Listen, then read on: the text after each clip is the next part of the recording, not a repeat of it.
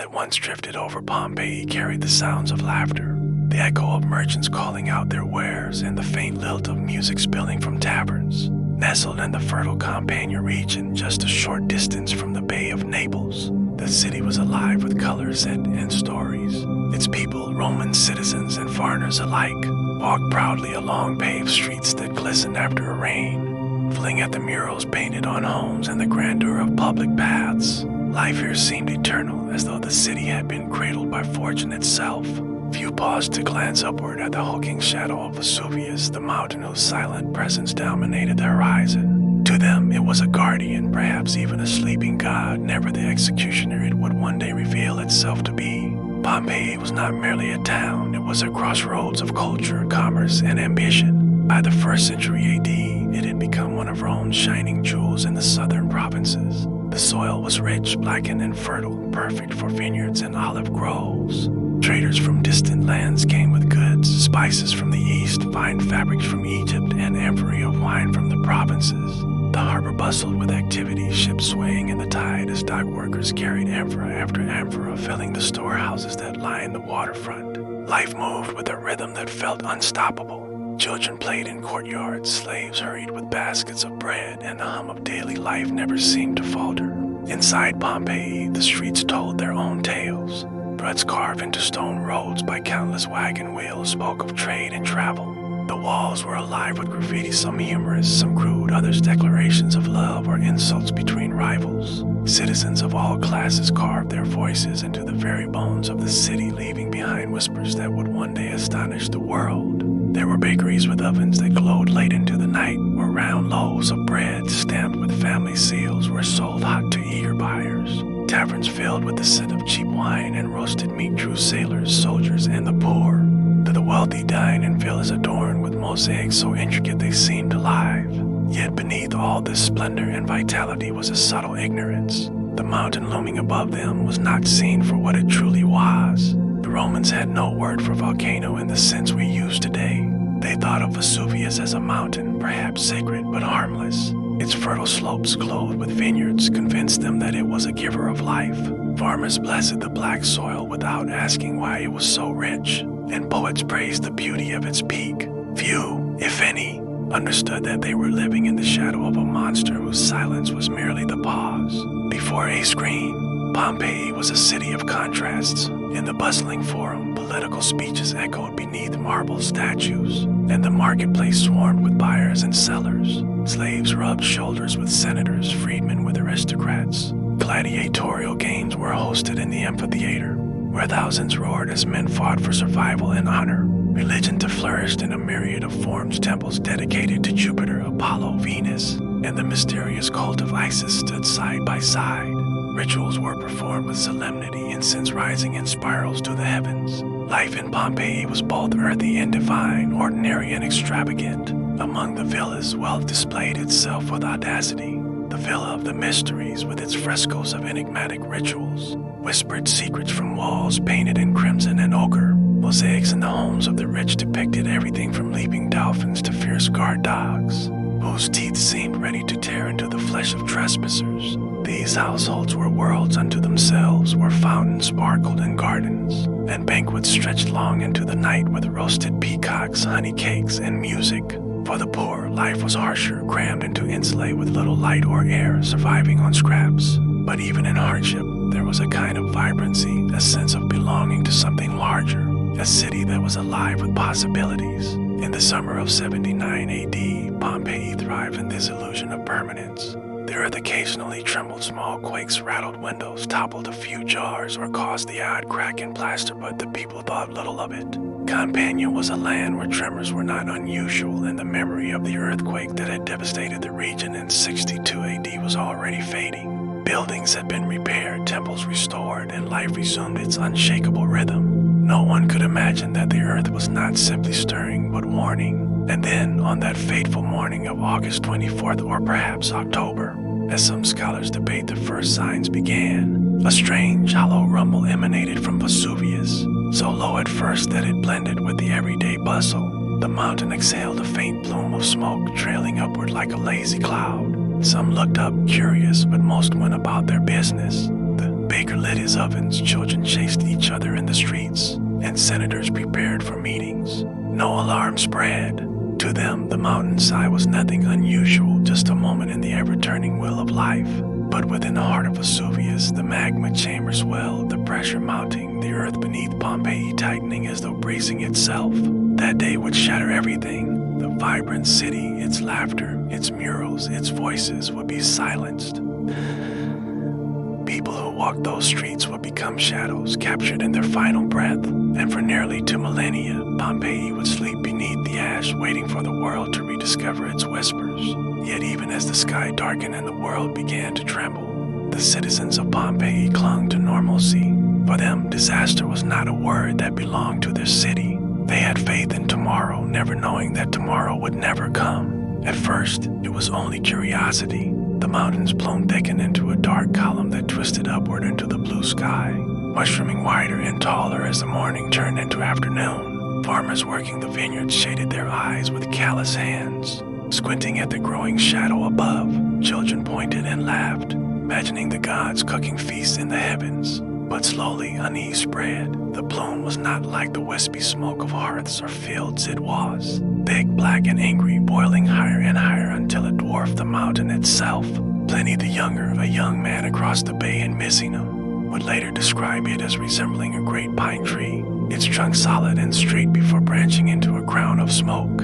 It was beautiful, terrifying, and unnatural, a sight that clawed at the edges of reason. Ground trembled more violently now, rattling amphorae in storerooms, shaking mosaics loose from villa walls. Dogs barked frantically, horses stampeded in their stables, and flocks of birds fled the city, wheeling chaotically across the sky. Still, many Pompeians lingered, uncertain. Some muttered about omens, others prayed at temples, while merchants debated whether to close their shops. Ash began to fall, at first like soft gray snowflakes drifting gently and dusting rooftops. Children tried to catch it on their tongues, laughing until their parents scolded them. But as the minutes turned to hours, the ash thickened, falling faster, darker, until the streets began to blur under a coating of gray. Panic grew as midday became twilight.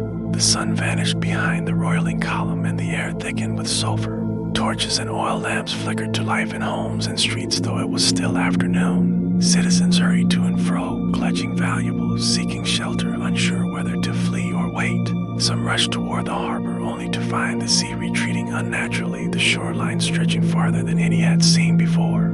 Fishermen shouted in alarm, watching their boats settle awkwardly on bare sand. The gods, it seemed, were angry. As the eruption continued, Vesuvius began to hurl down stones. Pumice rained from the sky, bouncing and shattering on rooftops, piling into courtyards, cracking tiles, and breaking bones if they struck the unlucky. People shielded their heads with pillows, cloaks, even pieces of furniture as they stumbled through the chaos. Ash and pumice buried streets, ankle deep, then knee deep, then waist high in some areas. Those who hesitated found themselves trapped, their doors blocked, their paths clogged.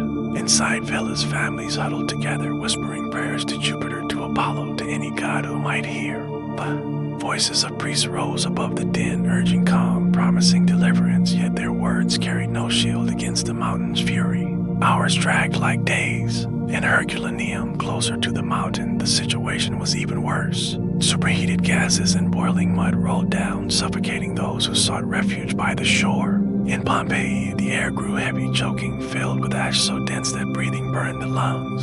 Many wrapped cloths around their faces, dampened with wine or water, hoping to filter the poison. Parents lifted children onto their shoulders, crying out in the darkness as the sky thundered with each new explosion. Lightning flickered within the great cloud above, illuminating scenes of chaos, families fleeing with carts piled high, slaves abandoned in locked rooms, lovers clinging to each other in doorways. Through it all, some remained strangely calm. The wealthy retreated to their villas, trusting thick walls to protect them, convinced the storm would pass. Others turned to ritual, sacrificing animals, pouring libations, begging the gods for mercy. A few believed it was the end of the world itself, the unraveling of Rome, the vengeance of forgotten deities. Yet the mountain was indifferent. It did not choose between rich or poor, pious or faithless. It consumed all. As night fell, true darkness descended, so thick it seemed tangible. The stars vanished, the moon was gone, and even torches struggled against the suffocating ash. Pompeii was swallowed in a silence broken only by coughing, weeping, and the endless hiss of falling pumice. Roofs collapsed under the weight, burying entire families alive. The amphitheater stood empty, its stone arches echoing the groans of the earth. Streets once filled with laughter now held only stumbling shadows. And then came the final terror, the pyroclastic surges. From the mouth of Vesuvius erupted waves of fire, clouds of superheated gas and ash that raced down the slopes faster than any man could run. They engulfed Herculaneum first, carbonizing wood, turning flesh to brittle shadow in an instant. In Pompeii, some still clung to hope, huddled in cellars, praying to see dawn. But when the surges reached the city, dawn was no longer possible. The heat was unbearable, a furnace that snuffed out life in a single breath. People died where they stood, where they knelt, where they embraced. Their bodies stiffened, limbs curled, mouths frozen mid-cry. The city itself seemed to exhale one last sigh before falling silent. Ash covered Pompeii completely, burying streets, homes, and temples under meters of gray.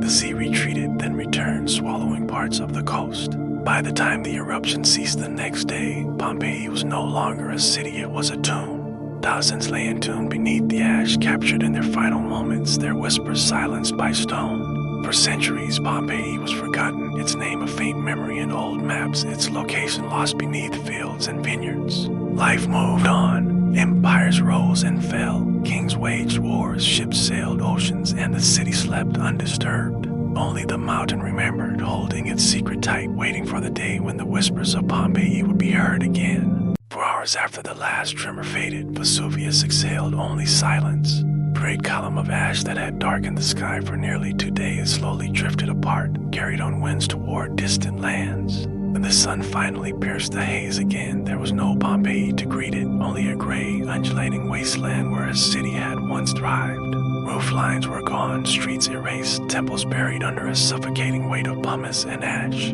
The laughter, the prayers, the cries all silenced beneath the blanket of death. From the shores of Naples, from the hills of Campania, the mountain's new scar was visible, a reminder of nature's wrath. But in the days that followed, as survivors rebuilt elsewhere, Pompeii itself vanished from memory. In the decades after the eruption, vines once more crept across the fertile slopes. Farmers planted vineyards where their fathers had once walked the cities for them, plowing fields unaware of the treasures below. Winds carried seeds, wildflowers bloomed, and the land seemed healed. By the time generations passed, Pompeii's name was a whisper on parchment, a city spoken of vaguely by poets and chroniclers, but without precise location. The earth swallowed it whole, and history moved forward without it. Rome itself would one day fall, and still Pompeii slept, preserved in silence, sealed as though by time itself. Then 16 centuries passed before fate stirred again. It was the mid-1700s, and Europe was gripped by curiosity, a hunger for the past that drove nobles and scholars to unearth the ruins of Greece and Rome. In 1748, beneath the rule of King Charles of Bourbon, excavations began in earnest. At first, the work was clumsy, more treasure hunting than science. Workmen dug tunnels and chambers through layers of hardened ash, carting away statues, frescoes, and ornaments to adorn palaces. But slowly, as the scale of what they uncovered revealed itself, astonishment grew. Entire streets emerged, their paving stones intact, their walls still painted with brilliant colors. Villas reappeared, their mosaics glistening as though the artist had just laid the final tile.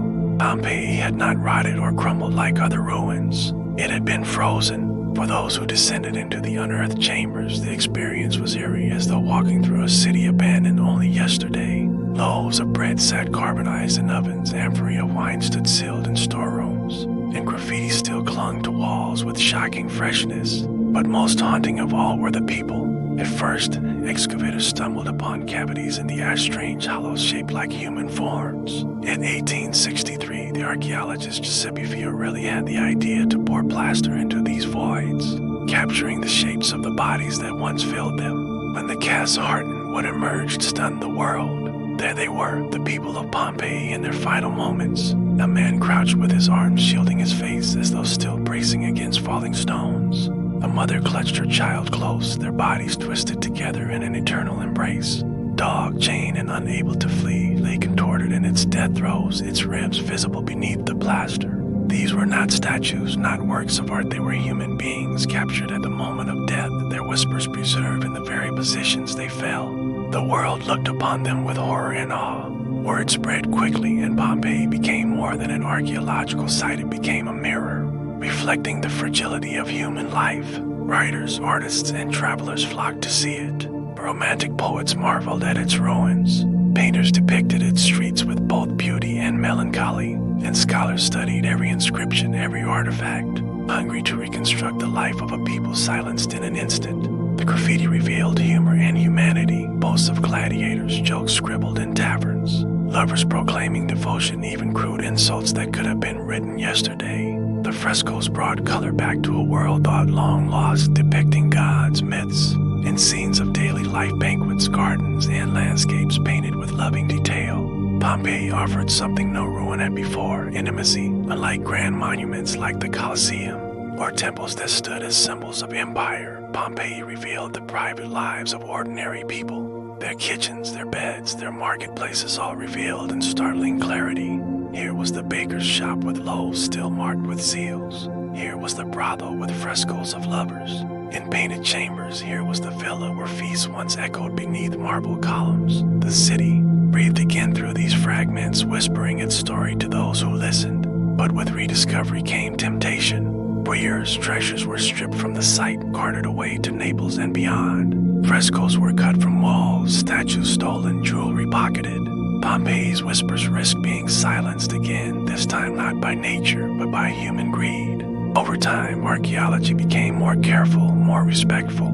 Excavators began to preserve as much as they revealed, recognizing the city not only as a source of riches, but as a library of the past. Every painted wall, every coin, every piece of pottery held a voice, a clue to the story of a vanished city. Visitors walked Pompeii's streets, marveling at the wheel ruts carved deep into stone, at fountains where water once gurgled, at the stepping stones raised above roadways to keep sandals dry during floods. They stepped into villas with courtyards that still held the echoes of laughter, into bathhouses where steam once filled the air, into the amphitheater where cheers had thundered for gladiators. And everywhere there was silence, the eerie silence of a place where time had stopped.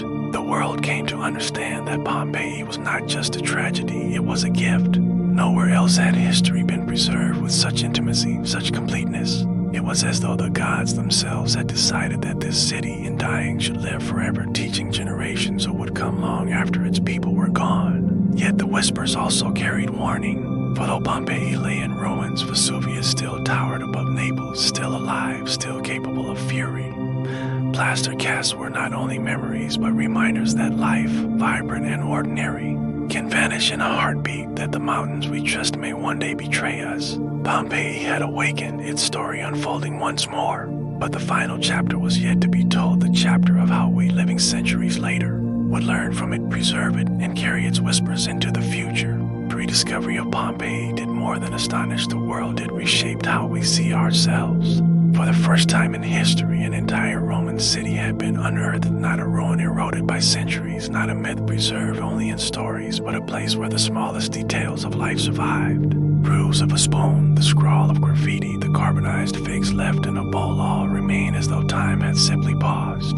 It was no longer history written by victors or emperors. Pompeii revealed the voices of bakers, slaves, soldiers, mothers, and children. In its silence, it told us more than words ever could. Yet the silence of Pompeii was not absolute. To walk its streets today is to hear whispers on the wind. The stepping stones across a road murmur of sandals that once clicked hurriedly above them. The empty amphitheater breathes faint echoes of cheers and cries. Men who fought for glory and survival.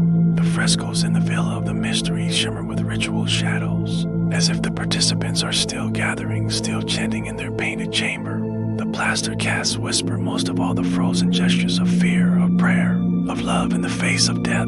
Each tells a story without a single word spoken. Modern archaeology has peeled back layer after layer, revealing not only Pompeii's grandeur but also its vulnerabilities. The people of Pompeii lived ordinary lives beneath extraordinary risk, unaware of the power that loomed above them. They built, they loved, they worked, and they laughed, blind to the mountain's hunger. And when it came, they could not escape. This lesson is not confined to Pompeii alone. Around the world, millions live beneath volcanoes, along shifting fault lines, beside rising seas.